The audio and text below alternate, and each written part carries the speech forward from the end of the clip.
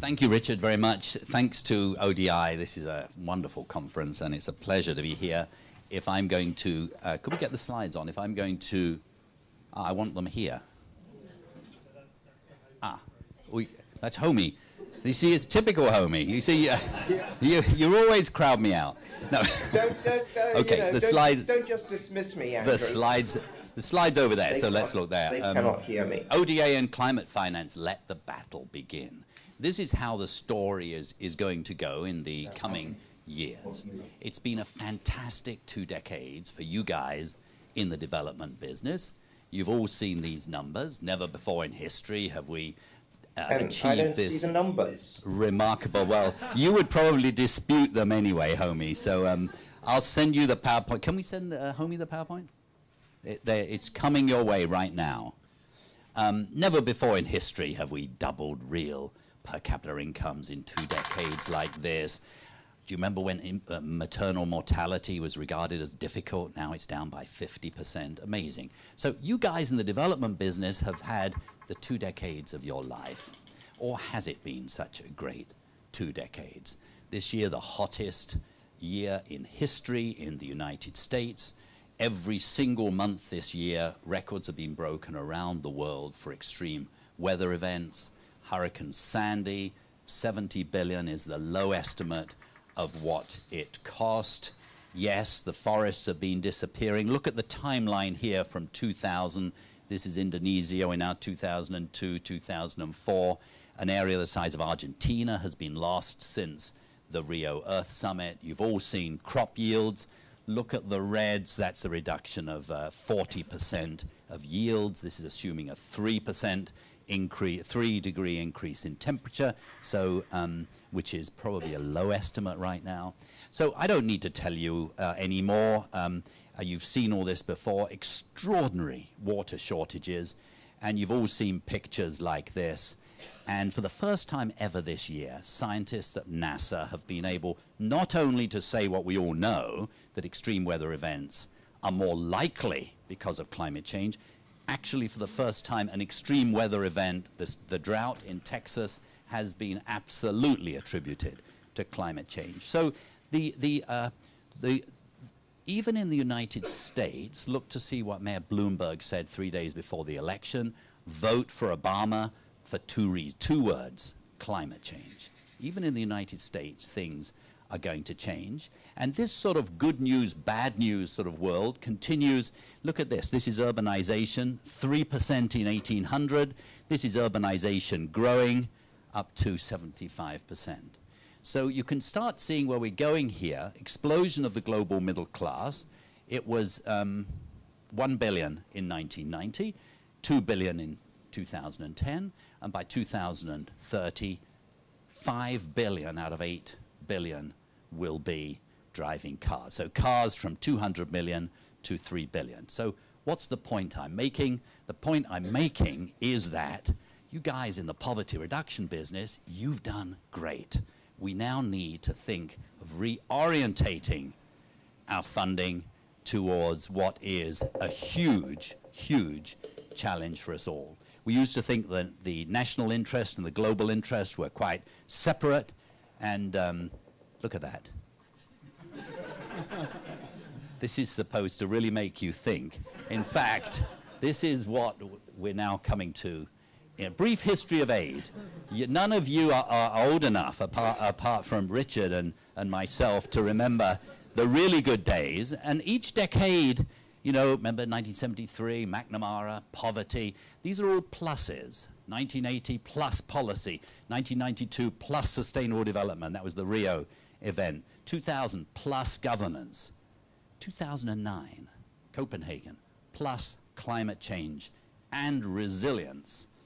And we're now going to get into an era when global public goods and the national and poverty interests are going to be conflated with each other. So, should climate finance be counted as ODA? Now, I should explain that on the flight this morning in Emirates, even in economy class, you get the internet. And for $5, I wanted to see how many pictures I could pull off the internet. So this is a red herring. because the climate finance and ODA is really not the issue. Everyone's worrying about should it be coded.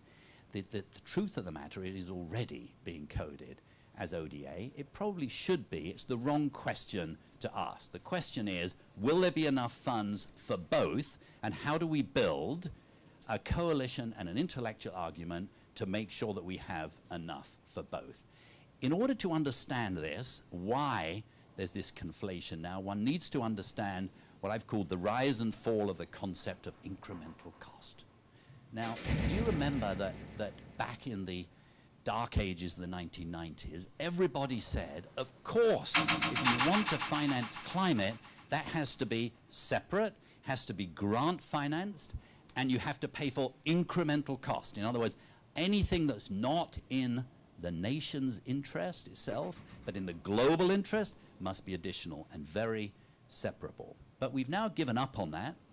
It seemed to be easy to measure. In fact, it's proven to be extremely difficult to measure. And most important of all, developing countries, turns out, are actually choosing to pay the incremental cost themselves.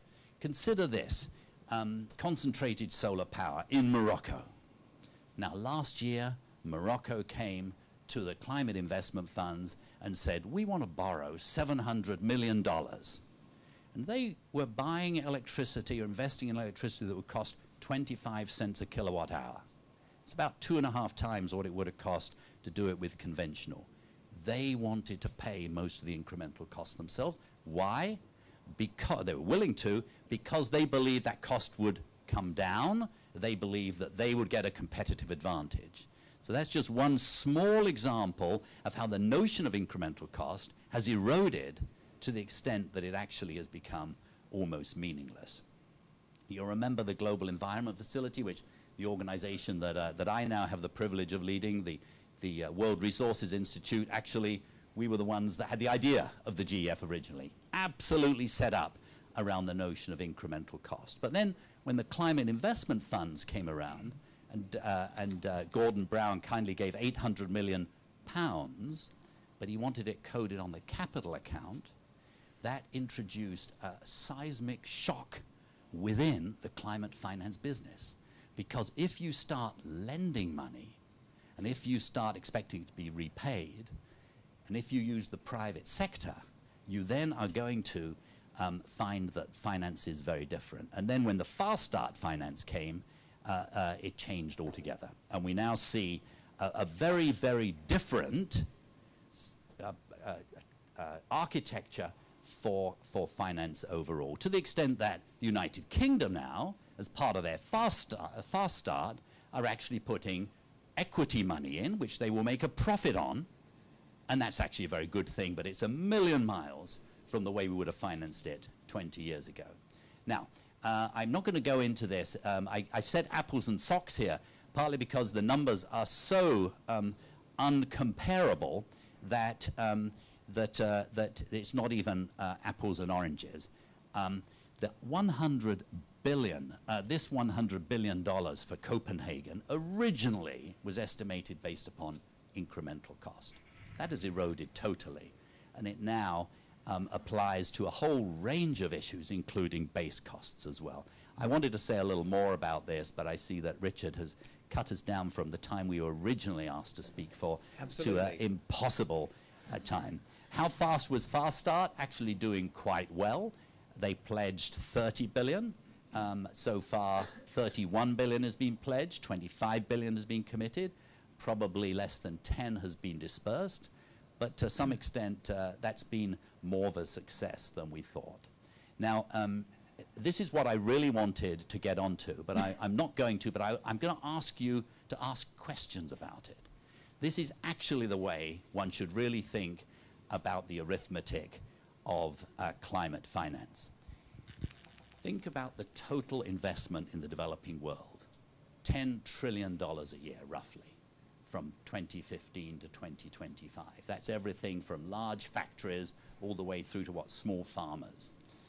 Why is that relevant to climate finance? Because almost every single part of that, one way or the other, needs to be tweaked, whether it's the way the farmers invest in their soils, whether it's the way electricity is generated, whether it's the way that houses are built. Every single part needs to rethink. 10 trillion is the total amount of investment. About 500 billion will be the extra cost to get the same services out of it if we do it right. So I picked a picture here of salami, because the way we've got to think about climate finance is not self-standing projects, but essentially programmatic investments that would then be fed all the way through the investment, public investment and private investment program. Does climate finance steal from traditional ODA? Yes, it does. And if we want it not to, we will need to build a better case to prevent this. Arguing that somehow climate finance is separate from ODA simply won't work. Measuring climate finance, is it worth the effort? Yes, it's very important, and in some ways the climate finance people are leading the way on measurement. It's essential to promote trust, accountability, and learning. Does climate finance have much to learn from ODA? Yes, it's got a great deal to learn from all the things that you were talking about this morning. And perhaps it also has some lessons of its own. This is a Trojan horse. The climate finance people are far more politically engaged than the regular aid for poverty people. They are far more engaged in the analysis and promotion of leveraging private investment. And in many ways, they are a long way ahead on measurements and results. So it could be a useful Trojan horse for all of us. The stakes are high. If total aid is 120, and let's assume it won't go up by 2020, we'll need 50 billion for climate finance. That will lead 70 billion.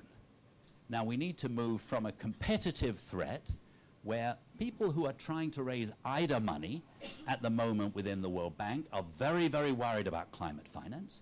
And so to some extent they're trying to say our money is better spent than yours. And we need to start building a common case. And I'd like just to leave you with a sort of a suggestion.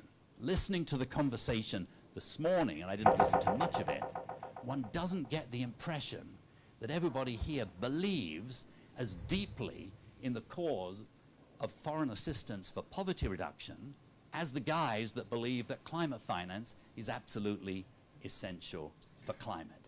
And if you don't, then each year that passes, the threat is going to grow and grow. Because as you know, we didn't inherit this planet from our parents. We borrowed it from our children. Thank you very much.